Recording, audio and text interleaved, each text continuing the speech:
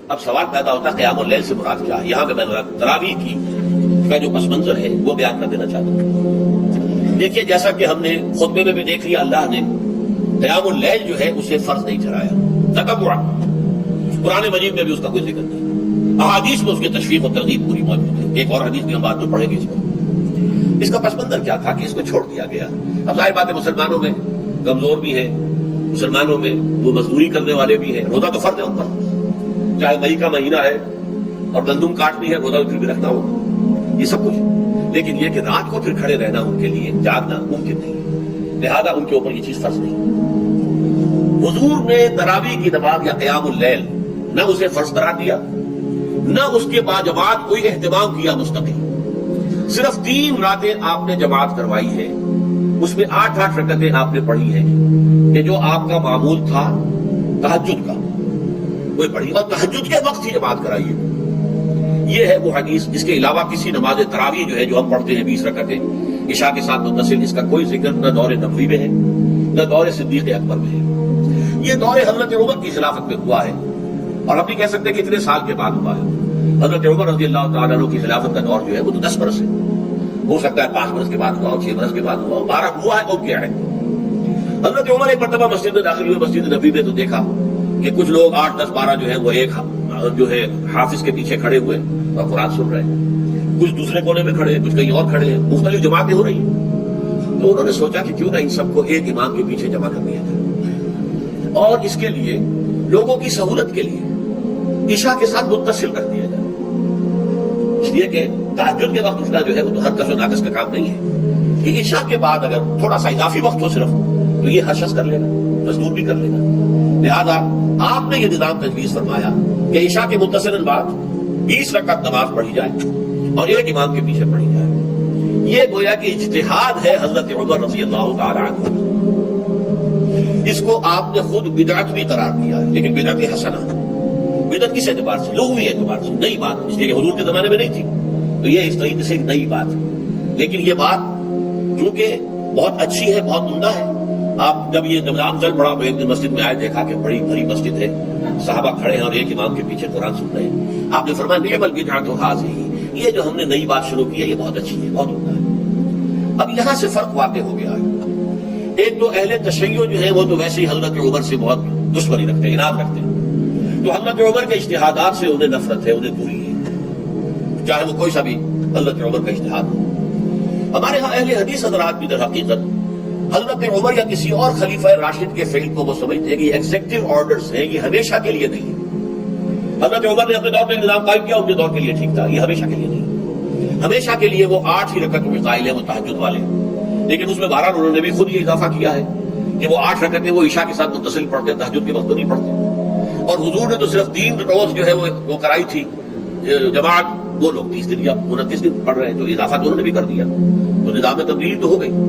لیکن اہل سنت جو کہلاتے ہیں، ہمارے جو 4 جو ہیں، جو ہمارے مسلک ہیں، حنفی، مالکی، شافعی، حنبلی، ان کا اتفاق ہے اس پر حضرت عمر کا، کیونکہ ان کے سامنے اصول یہ ہے کہ حضور نے فرمایا علیکم بسنتی وسنت الخلفاء الراشدین المہدیین، تم پر لازم ہے کہ میری سنت کو پکڑو مضبوطی کے ساتھ، اور میرے خلفاء راشدین مہدیین جو ہیں ان کی سنت کو پکڑو۔ اس اصول سے یہ 4 فقہ جو ہے حضرت عمر کے اجتہادات جو ہیں ان کو بھی پابندی سمجھتے ہیں کہ تمام عمر کے لیے، قیامت تک کے لیے امت مسلمہ پر ان کی پیروی لازم ہے، لہذا اس پہ اجماع ہے۔ اور یہاں تک کہ یہ سب سے آخری جو اس میں مسلک پیدا ہوا ہے زمانی اعتبار سے، سب سے پہلے مسلک جو ہے حنفی پیدا ہوا، پھر مالکی پیدا ہوا، پھر شافعی پیدا ہوا، اور پھر حنبلی آخری ہے۔ اور امام احمد ابن حنبل بہت بڑے محدث بھی ہیں، مسند احمد ابن حنبل جو ہے وہ بہت بڑی کتاب ہے، بہت اہم کتاب ہے، جامع کتاب ہے، تو ان کے ہاں بھی 20 رکعتیں ہیں۔ چنانچہ حرمین شریفین میں، سعودی عرب میں، مکہ اور مدینہ منورہ میں جو نماز تراویح ہوتی ہے اس کی 20 رکعتیں ہیں، لیکن اہل حدیث حضرات جو ہے وہ اس 8 کے اوپر اتفاق کرتے ہیں۔ بہرحال یہ ایک اختلاف ہے جو میں نے اس کا پس منظر بیان کر دیا، لیکن اس 20 رکعت نماز سے ادا کرنے سے، جو کہ زیادہ سے زیادہ 50 منٹ یا 1 گھنٹہ لگتا ہے، اس سے وہ قیام اللیل کا حق ادا نہیں ہوتا۔ قیام اللیل کا تو کچھ اور ہی تقاضا ہے۔ قیام کسے کہتے ہیں؟ یہ سورہ مزمل سے واضح ہوتا ہے، یا ایھا المزمل قم اللیل الا قلیلا نصفہ او انقص منہ قلیلا او زد علیہ ورتل القرآن ترتیلا۔ آدھی رات یا آدھی رات سے کچھ کم، یعنی تہائی رات یا آدھی رات سے کچھ زائد، 2 تہائی رات، یہ ہے قیام اللیل۔ چنانچہ سورہ مزمل ہی کی آخری آیت جو دوسرا رکوع مشتمل ہے جس پر، اس میں صاف کہہ دیا گیا ان ربک یعلم انک تقوم ادنی من ثلث الليل ونصفه وثلثه وطائفة من الذین معك۔ اے اللہ کے نبی، اللہ خوب واقف ہے کہ آپ بھی اور آپ کے ساتھ ایک جماعت بھی رات کو کھڑی رہتی ہے، 2/3 رات یا آدھی رات یا 1/3 رات۔ تو یہ سارا معاملہ جو ہے قیام اللیل کا، گویا کہ کم سے کم 1/3 رات پر اس کا اطلاق ہو سکے گا، یہ نہیں کہ 1 گھنٹے۔ اور اس کے ذمن میں دیکھیے حدیث پڑھیے، تیسری حدیث ہے عن عبداللہ بن عمرو بن العاص رضی اللہ تعالیٰ عنہ۔ یہ وہی عبداللہ بن عمرو ہے جن کی میں نے آپ کو حدیث پہلے سنائی ہے۔ یہ ساری رات کھڑے رہتے تھے، پوری رات، اور ہر روز روزہ رکھتے تھے، جس پر حضور نے منع کیا، لا تفعل، مت کرو ایسا، رضی اللہ عنہما۔ یہ خود بھی صحابی ہے اور ان کے والد عمرو بن العاص بھی صحابی ہیں۔ ان رسول اللہ صلی اللہ علیہ وسلم قال، کہ اللہ کے رسول صلی اللہ علیہ وسلم نے فرمایا، الصیام والقرآن یشفعان للعبد، روزہ اور قرآن بندے کے حق میں شفاعت کریں گے۔ یقول الصیام، روزہ ہی عرض کرے گا اللہ کی جناب میں، اے رب پروردگار، انی منعتہ الطعام والشہوات بالنہار، میں نے تیرے اس بندے کو دن کے دوران کھانے پینے سے اور اپنی شہوت کا تقاضا پورا کرنے سے روکے رکھا، یہ میری وجہ سے روکا رہا، تو میری شفاعت اس کے حق میں قبول فرما، فشفعنی فیہ، میری شفاعت اس کے حق میں قبول فرما۔ ویقول القرآن، قرآن کیا کہے گا، منعتہ النوم باللیل، میں نے اسے رات کے وقت سونے سے، نیند سے روکے رکھا، فشفعنی فیہ، تو اس کے حق میں میری شفاعت قبول فرما۔ حضور فرماتے فیشفعان، ان دونوں کی شفاعت قبول کی جائے گی۔ یہ ہے قیام اللیل۔ یہ قیام اللیل صرف تراویح کی نماز سے جو پڑھ لی جاتی ہے، اور ہمارے ہاں تو یہ ہے، وہاں کم سے کم یہ تو تھا، صحابہ کرام کھڑے ہوتے تھے تو جو قاری پڑھ رہا ہوتا تھا وہ ان کے دل میں اترتا جاتا تھا، اس کا مضمون اور مفہوم جو ہے ان کو معلوم ہے، لہذا وہ اس کی زبان سے نکلا ہوا ہر لفظ ان کے قلب کی گہرائیوں تک اتر رہا ہے۔ یہاں تو یہ ہے پیرٹ لائک حافظ ہے، اسے خود پتہ نہیں میں کیا پڑھ رہا ہوں، اکثر حفاظ جو ہے وہ عالم تو نہیں ہوتے، اور جو سن رہے ہیں انہیں کچھ پتہ نہیں ہم نے کیا سنا ہے، تو ٹھیک ہے، کم سے کم ثواب تو انہیں ملے گا کہ انہوں نے وقت نکالا ہے، 1 گھنٹہ ہی اضافی صحیح، لیکن بہرحال اس کا وقت انہوں نے نکالا ہے، محنت کی ہے، کھڑے رہے ہیں، ثواب ملے گا۔ لیکن جو مقصد ہے وہ حاصل نہیں ہوتا۔ اس مقصد کے حصول کے لیے اول تو قیام اللیل کی کم سے کم مدت 1/3۔ اگر کوئی شخص فرض کیجئے کہ اس کے ہاں کوئی اور انتظام نہیں ہے، جیسا کہ ہمارے ہاں ہم نے انتظام کیا ہے، بڑے بڑے شہروں میں دورہ ترجمہ قرآن، اس میں ہمیں 5 گھنٹے لگ جاتے ہیں، نصف شب کے قریب جو ہے معاملہ ہو جاتا ہے۔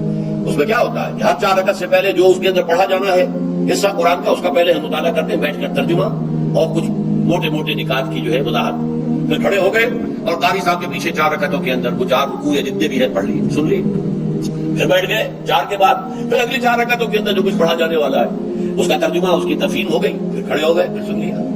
اس طریقے سے 5-6 گھنٹے میں تراویح ختم ہوئی، تو تراویح بھی ہو گئی، حضرت عمر کے اجتہاد پر عمل بھی ہو گیا، 20 تراویح ہو گئی، لیکن یہ ہے کہ اس کے ساتھ جو اصل غرض و غایت ہے قیام اللیل کی، وہ بھی حاصل ہوگی۔ یہ ہم نے 17 سال پہلے شروع کیا تھا یا 18 سال پہلے، اور وہ انشاءاللہ اللہ کے فضل و کرم سے اب چل رہا ہے، بڑے بڑے شہروں میں ہو رہا ہے، لاہور میں جن مقامات پر ہو رہا ہے وہ تازہ جو ندائے خلافت ہے اس کے اندر آپ اس کی فہرست دیکھ لیں، کراچی میں تو اس سے غالباً 3 گنا مقامات کے اوپر وہ کام ہو رہا ہے، اور دوسرے شہروں میں بھی ہو رہا ہے۔ تو اس سے در حقیقت وہ غرض و غایت، وہ حکمت جو ہے پوری ہوتی ہے کہ یہ دونوں چیزیں پیرلل ہیں۔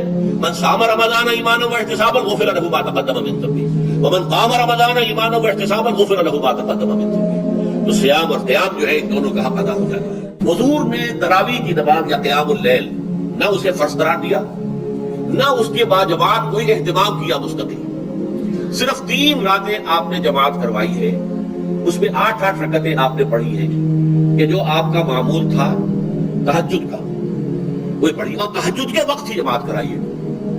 یہ ہے وہ حدیث، اس کے علاوہ کسی نماز تراویح جو ہے جو ہم پڑھتے ہیں 20 رکعتیں عشاء کے ساتھ متصل، اس کا کوئی ذکر نہ دور نبوی میں ہے نہ دور صدیق اکبر میں ہے۔ یہ دور حضرت عمر کی خلافت میں ہوا ہے، اور ہم نہیں کہہ سکتے کتنے سال کے بعد ہوا ہے۔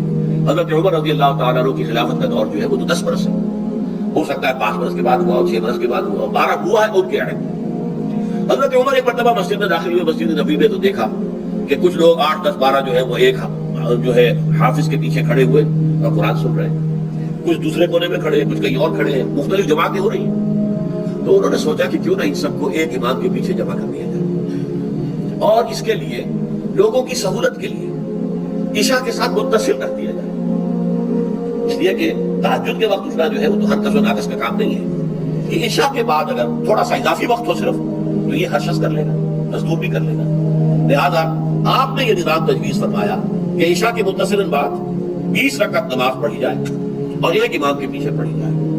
یہ گویا کہ اجتہاد ہے حضرت عمر رضی اللہ تعالی عنہ. اس کو آپ نے خود بدعت بھی قرار دیا ہے، لیکن بدعت حسنہ.